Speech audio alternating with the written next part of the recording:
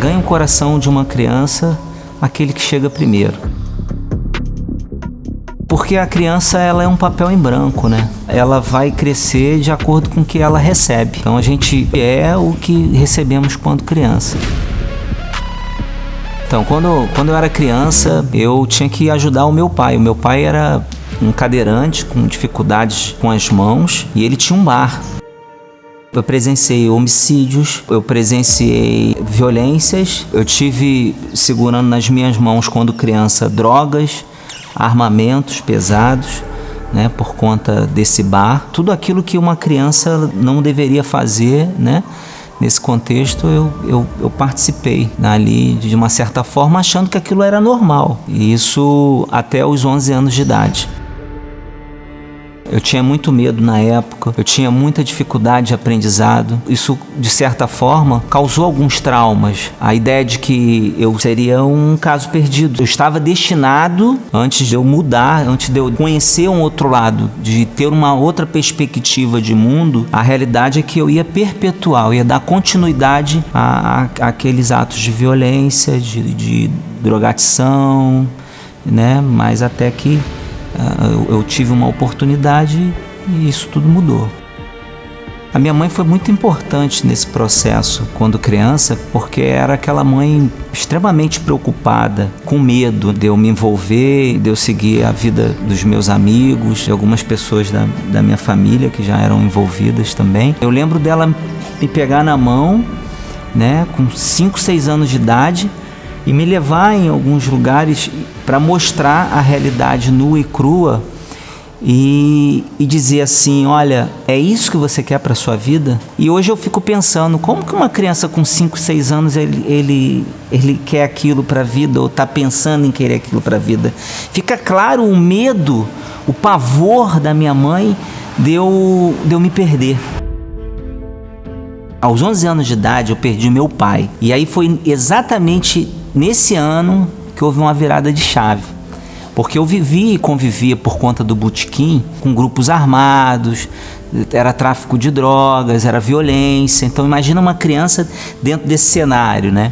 Mas aos 11 anos, quando eu perco meu pai, a partir daí eu encontro uma perspectiva de vida, né? Através de um casal de idosos. Esse casal de idosos teve um papel fundamental na minha vida. Eles apresentaram o simples, mas o verdadeiro, né? Um verdadeiro caminho. Você se sente amado por uma pessoa que nunca te viu, né? Era perceptível o desejo e a vontade no olhar pela mudança. Isso muda de uma forma assim que você não está acostumado com aquilo. Você vive num contexto o tempo todo de violência, de briga, de pancadaria, de notícias ruins, memórias ruins, de abuso.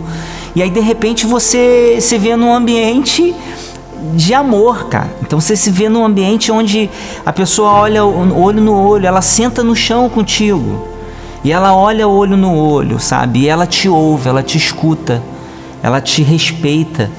E isso traz uma mudança incrível, porque nós somos construídos de boas memórias e de más memórias, sabe? Então, ali começou a ser produzido boas memórias.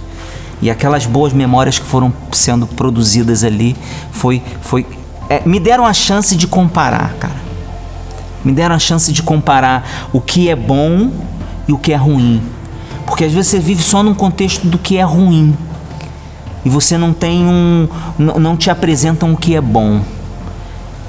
E aí você praticamente não tem escolhas. E aí quando você te apresenta o que é bom e o que é ruim, você consegue poder fazer, pelo menos ter a chance de escolher o que é bom, entendeu? Não dá pra julgar, irmão. Como que você vai julgar o cara que recebe pancada a vida toda, irmão? Que apanham a vida toda, que sabe? E aí você agora você quer julgar ele, você quer cobrar ele coisa boa.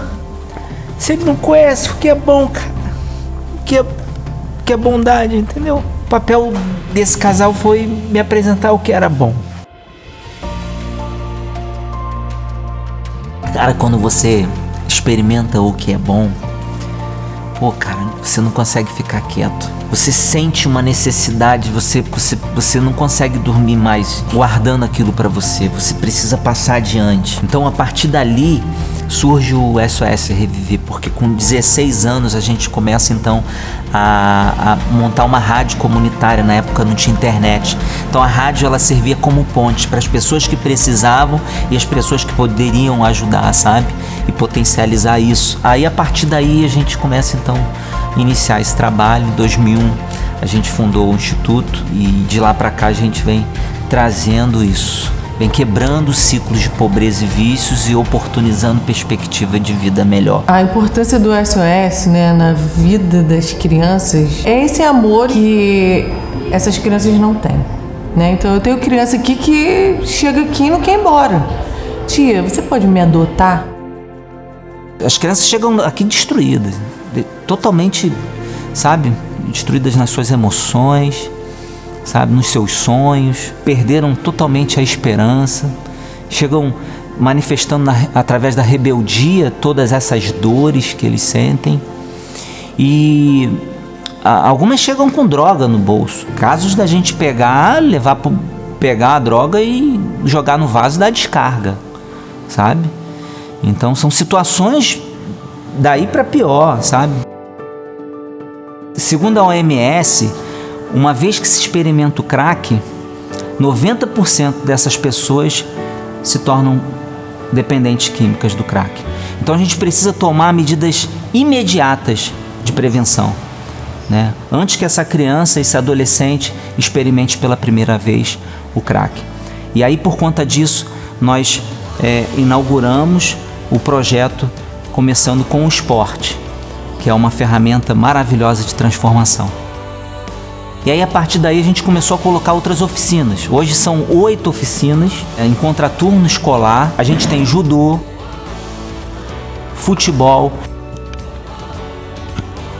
flag futebol, xadrez, reforço escolar, contação de história, canto e coral e percussão.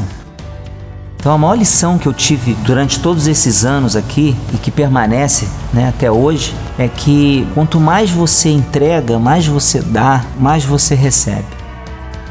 Eu nunca imaginei que aquela porçãozinha de amor no meu coração, depositado ali num coração de uma criança, fosse transbordar para a vida de tantas outras crianças e adolescentes na mesma realidade e dar oportunidade para essas crianças de experimentar o que é o bem, experimentar também o outro lado da vida e fazer boas escolhas.